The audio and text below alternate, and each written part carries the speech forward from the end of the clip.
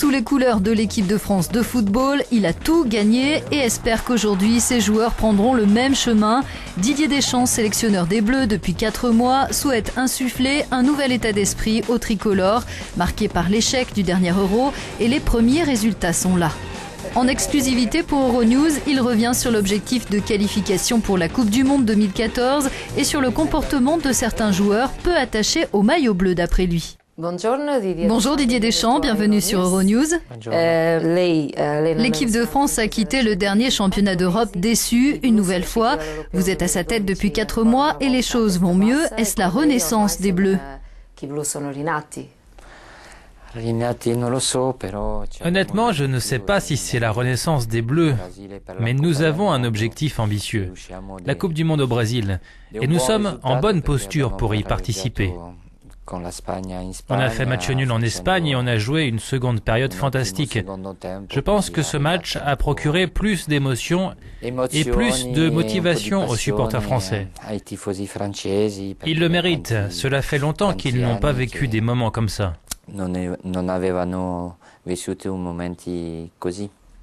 Qu'est-ce qui a changé depuis votre arrivée ? Tout. Non, je plaisante.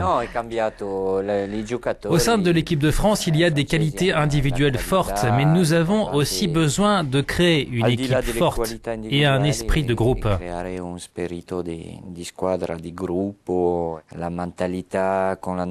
Cette nouvelle génération de joueurs n'a pas la bonne mentalité. J'essaye de changer certaines choses, mais c'est difficile parce qu'on ne leur a pas appris à se conformer aux règles et ils n'aiment pas tous le maillot autant qu'ils le devraient. Certains y sont moins attachés que d'autres.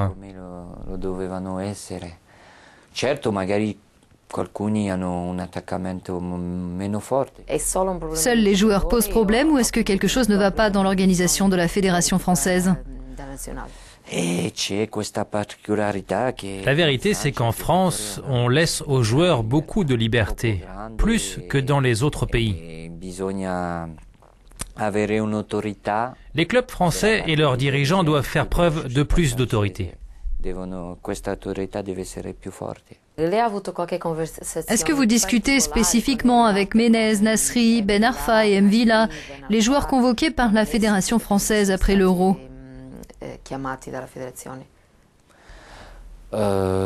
Oui.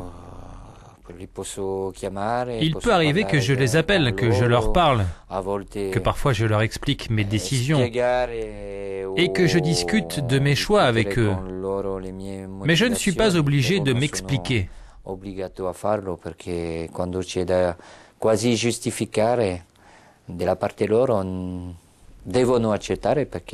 Ils doivent accepter mes choix et mes décisions, mais bien entendu, ils ont toujours le droit de ne pas être d'accord. L'équipe nationale dont vous avez fait partie a tout gagné, mais l'équipe actuelle n'a rien gagné. Est-ce normal que ces joueurs aient un tel ego ? L'ego est de toute façon présent dans le football. Peut-être que certains ont un ego plus développé que d'autres. Ça peut être positif si vous en faites une force intérieure, mais parfois ça peut être un énorme défaut. Je pense que l'entourage des joueurs, les clubs et parfois la presse est aussi en cause. Les journalistes présentent les joueurs comme des champions, simplement parce qu'ils ont bien joué pendant 2 matchs. Pouvez-vous nous dire quel type de règles vous avez mis en place à votre arrivée ? La règle numéro 1 concernant les joueurs, c'est que chacun d'entre eux doit donner plus pour l'équipe. Ces joueurs sont habitués à recevoir plus qu'ils ne donnent, et ça, c'est une mauvaise chose. Ils devraient se sentir privilégiés d'être retenus et donner le maximum parce qu'ils représentent la France, et il y a tant de gens qui attendent le meilleur d'eux.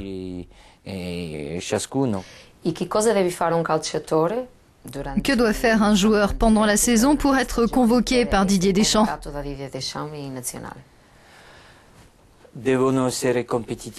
En premier lieu, ils doivent être performants dans leur club et je regarde tous les matchs. C'est le premier critère. Ensuite, leur comportement doit être exemplaire.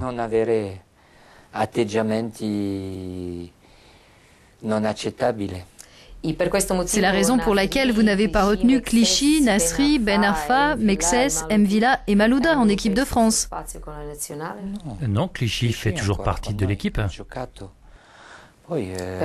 Mais il est en train de perdre sa place. La concurrence est forte. À ce même poste, nous avons déjà un joueur, Patrice Evra, qui joue à Manchester United. Quand le sélectionneur change, il est normal qu'il retienne de nouveaux joueurs et change un peu la configuration de l'équipe. Au sujet de Malouda en particulier, il ne joue pas non plus à Chelsea, il s'entraîne avec les moins de 21 ans. Mais il a disputé le dernier Euro. Oui, mais il n'a pas joué depuis. J'ai besoin d'aligner 11 joueurs sur le terrain. Plus le choix est difficile et mieux c'est. Les cas de Nasri et Ben Arfa sont différents. Ils disputent beaucoup de matchs avec leurs équipes de Première Ligue. C'est vrai, mais il y a d'autres joueurs qui sont très bons. Je dois construire une équipe et jusqu'à maintenant, j'ai choisi d'autres joueurs. Et M'Vila? M'Vila a le potentiel pour jouer en équipe de France, mais après ce qui s'est passé, il n'est pas prêt de remettre le maillot bleu, j'en suis certain. De nombreux Français vous reprochent d'être trop strict et de trop critiquer les joueurs. Qu'en pensez-vous? Je ne crois pas que ce soit le cas. Beaucoup attendent de ma part plus de sévérité et plus de règles. De toute façon, je ne cherche pas à faire l'unanimité. En tant que capitaine, vous avez soulevé la Coupe du Monde en 98 et la Coupe d'Europe en 2000. Quelle différence y a-t-il entre la sélection française actuelle et celle de l'époque? Vous savez, les choses sont toujours compliquées pour ceux qui arrivent après. Avant la Coupe du Monde 98, j'ai vécu celle de 94, pour laquelle on n'a pas réussi à se qualifier. Et à cette époque, on nous comparait à la génération de Platini. On disait qu'elle était bien meilleure que nous. Malgré cela, 4 ans plus tard, on a remporté le mondial en France. Ce n'est jamais facile pour la génération qui arrive après d'aussi grands succès. Cela fonctionne par cycle. Le Brésil a eu son cycle de victoire, l'Espagne est en train de vivre un cycle extraordinaire, mais il est impossible pour une équipe de maintenir un tel niveau pendant 10 ou 15 ans. Quels objectifs les Bleus peuvent-ils atteindre avec vous à leur tête? Tout est possible. D'abord, nous voulons partir au Brésil et si tout se passe bien, je pourrai continuer ma mission jusqu'à l'Euro 2016 en France. L'élection du Ballon d'Or, c'est pour bientôt. Avez-vous arrêté votre choix? Je dois voter, effectivement. Il est certain que ça va se jouer entre Ronaldo et Messi. L'organisation devra attribuer 2 ballons d'or, mais je sais que c'est impossible. Des Espagnols comme Casillas, Xavi et Iniesta méritent aussi cette récompense. Ils ont tout gagné, mais c'est très dur de rivaliser avec Ronaldo et Messi. Grazie mille per parlare con Euronews. Grazie a voi.